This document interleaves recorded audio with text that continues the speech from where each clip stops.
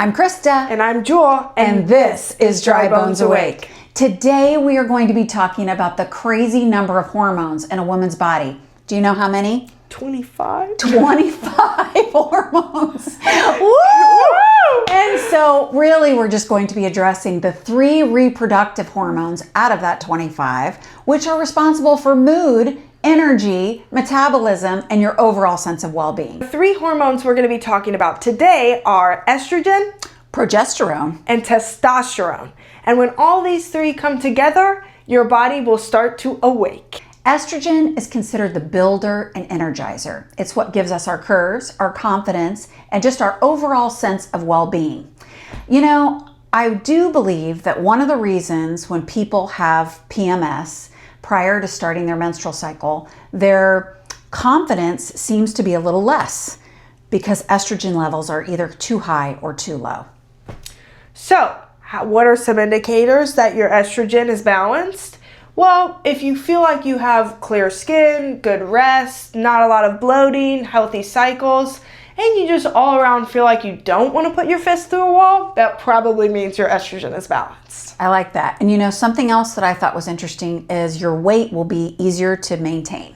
Ooh, love to hear that. I know. A win is a win. A win is a win. And now on to testosterone. We felt like we needed to say that a little lower, even though truly women need testosterone too. We just need it in smaller amounts. Testosterone it helps us motivate, it helps build muscle. It literally is also attributed to our libido. Jewel, what's our libido? Your sex drive. There you go. It's your sex drive. It's your sex drive. How do we know when it's out of balance? Well, when you start to feel like a unsexy couch potato, that's probably a good indication that it's a little out of whack. Good. Well said. Progesterone is the hormone of calm. It's actually the stabilizing hormone. It also helps stabilize estrogen, which we know is important too in the whole process. So basically, progesterone is what helps you feel grounded, what helps you feel less anxious. You will actually feel a sense of well-being when your progesterone is in good shape. Also, your cycle will be healthy and regular. Yeah, and some ways to tell that your progesterone is out of whack is if you're feeling anxious, if you're having insomnia, if you feel like you're having PMS symptoms but you're not PMSing. That's how you know your progesterone is out of whack. Good. I enjoyed also finding out that cortisol, when your cortisol is high, which cortisol is also a hormone that's created when we're under stress, right? When we have lack of sleep. And when your cortisol is high, your progesterone lowers. So getting that into check, getting a rhythm to your routines will definitely help in your progesterone levels staying even. There you go. Okay, so you may be wondering, why are they in different clothes and what day is it? Well, well, we decided to circle back because as we were editing, we realized we forgot about progesterone. How could we? We were calm. It's because we were so calm. Yes. And our progesterone was so balanced that we just forgot. Yes. So, and I couldn't pronounce it, so we decided to avoid the stress so that our progesterone stayed the same. Anyway, so we just decided to circle back, talk to you guys a little bit more about this 30-day fast that we talked about just because we figured we're here and we're dressed and ready, so why not? So here we go. Here is my mom. She's going to tell you about our 30-day reset. Okay, good. I like that you're calling it a 30-day reset and not a 30-day fast. You are fasting from a few things for sure, but it's not quite as hard as it may sound. So basically in the description below, we will have this 30-day reset. And I would honestly encourage whether you are in your 20s all the way through menopause, this is beneficial to your overall health and well-being.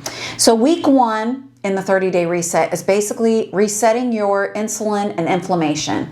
And so it has to do with things like trying to intermittent fast here and there, which an intermittent fast is basically just saying that from you're eating in a 4 to 6 hour window, and then you have a 12 to 14 hour, 12 to 16 hour time frame that you aren't eating. Most of that time you're asleep. So it's not as hard as it sounds like, but that would be a great way. That helps to reset your insulin. You can also do things like avoiding sugar, avoiding grains, anything that would spike your glucose level and create a swing in your insulin will also affect your estrogen. Increasing protein and healthy fats in each meal is another thing as an example. And then another way of helping with insulin is taking a 10 to 20 minute walk after each meal has great effect on your insulin levels, because every time you eat, your insulin level will spike. So the daily focus, just to break it down, you're removing sugars and seed oils.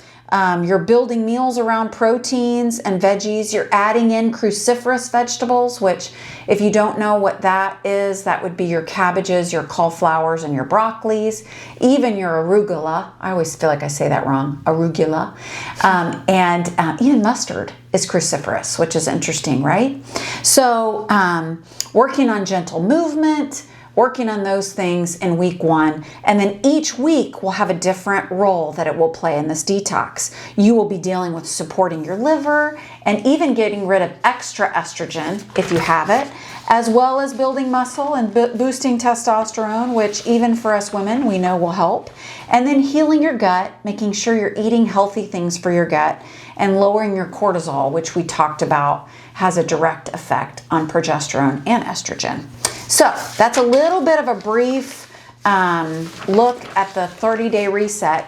But Jewel and I were talking about it's so important within that reset to know what are the things that disrupt these 3 hormones specifically. We know what we can do to make it better, but what can we avoid to help balance it out? So Jewel, with estrogen, what did you find was helpful?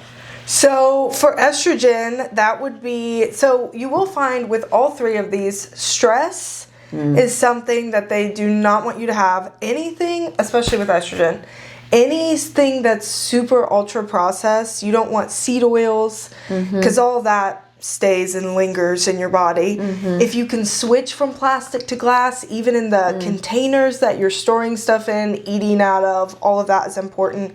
Your fragrances, your perfumes, soaps, all that type of stuff. Unfortunately, going non-toxic with all that, I know it's expensive, but you think about it, and your skin is your biggest organ, and it absorbs all of that, and that can throw off your estrogen. Even candles. Even the candles that you're smelling in your house can throw off your estrogen.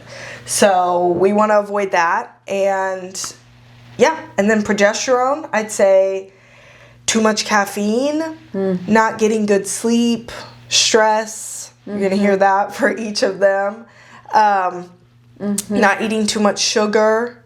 Not having a bedtime routine. Going to sleep at different times. That affects it too. And then your testosterone, being a woman, it's a little bit different. If you're not doing things like weightlifting, or if you're eating not enough food, which we don't want you to get confused with the intermittent fasting, you still should be getting enough protein and veggies and all that stuff. It's not in replace of not eating. It's just giving your body a break so that your insulin and all that has time to recover. So it's less about the amount you're eating and more about when you're eating it so that your body has time to reset and relax. Yeah. So you want to make sure you're definitely getting enough protein and enough food. Yeah. You don't want to undereat, because that can throw off your testosterone. I like it. Okay. Clean sweeped it. Yeah, we did. There you go. Okay. So anyway, we would love to hear in the comments what your thoughts are about the 30-day reset. Maybe even some of the things that you have experienced with those 3 hormones specifically. We want to deep dive even further. Yeah.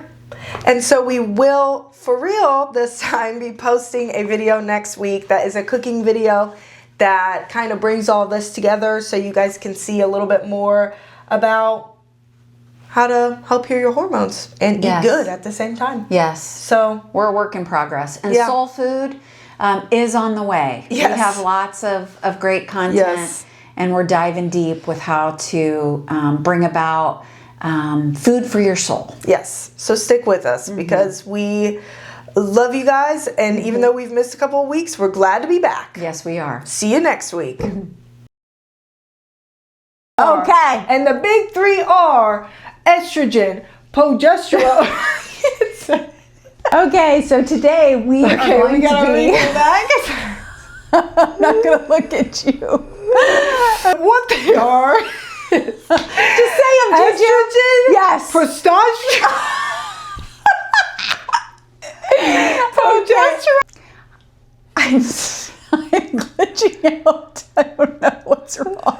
I came up with that part. Low when I say that's not good. 3, 2, 1. I think my testosterone is low.